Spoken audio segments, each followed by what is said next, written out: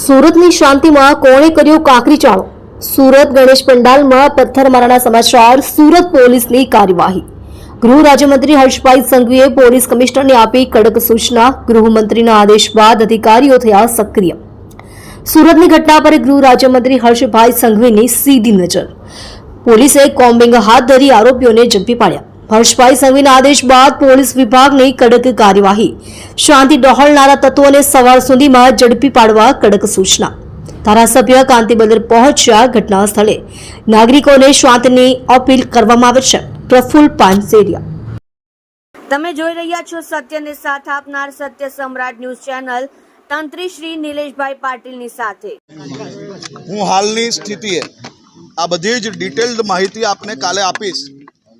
હમણાં મારી જવાબદારી રૂપે જ્યારે તપાસ ચાલુ હોય, કોમ્બિંગ ચાલુ હોય, ત્યારે આ રાજ્યના ગૃહમંત્રી તરીકે, આ વ્યવસ્થાના એક ભાગ તરીકે કોઈ બી પ્રકારના સ્ટેટમેન્ટ આપવા હમણાં એ યોગ્ય નથી. કાલે બપોરે હું આ વિષય પર ડિટેલ ચર્ચા કરીશ. કાલે મેં મારી ગાંધીનગરનો પ્રવાસ કેન્સલ કરેલો છે. આખો દિવસ હું સુરતમાં છું અને આ બાબતની આપણે ડિટેલ ચર્ચા કરશો. પરંતુ હું આપને વિશ્વાસ અપાવું છું, હું આખી રાત જાગેલો છું. અહીંયાથી પોલીસ ચોકી જવાનો છું. આ ગણપતિજીના ચરણોમાં જ બેઠો છું. બધાને જ ન્યાય અપાવીને જ જપીશ.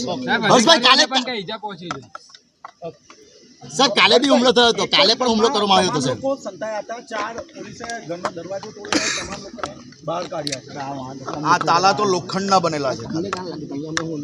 ગમે તેટલા મજબૂત તાલા બાંધશો તો બી તાલા તોડી તોડીને એક એકને નિકાલીને પકડશો. તાલા મારવાથી કોઈ બચી નથી જતું.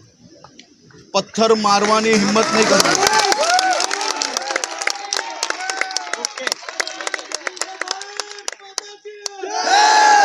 ગમે ત્યાં છુપાયા હશે અંદર લઈ જઈશું. બધા માટે ગુજરાતમાં ગણપતિજીના આ તહેવાર આપણે સૌ લોકો રાજી ખુશીથી બનાવીએ છીએ. અને આ તહેવાર માત્ર આસ્થા જોડે જોડાયેલો નથી. આ તહેવારથી લાખો લોકોને રોજગારી મળે છે. આ તહેવારથી સુરત શહેરના એક બી મંડપવાલા પાસે નથી આજે ખુરશી, નથી ટેબલો, નથી કપડું બચ્યું. આ તહેવારના કારણે સુરત શહેરની એક બી લારી, રેસ્ટોરન્ટ કે કેટરિંગ વાળા પાસે ટાઈમ નથી. આ તહેવારના કારણે એક બી ટેમ્પો ટ્રક ચલાવનાર પાસે કામ ના હોય એવી ઘટના નથી.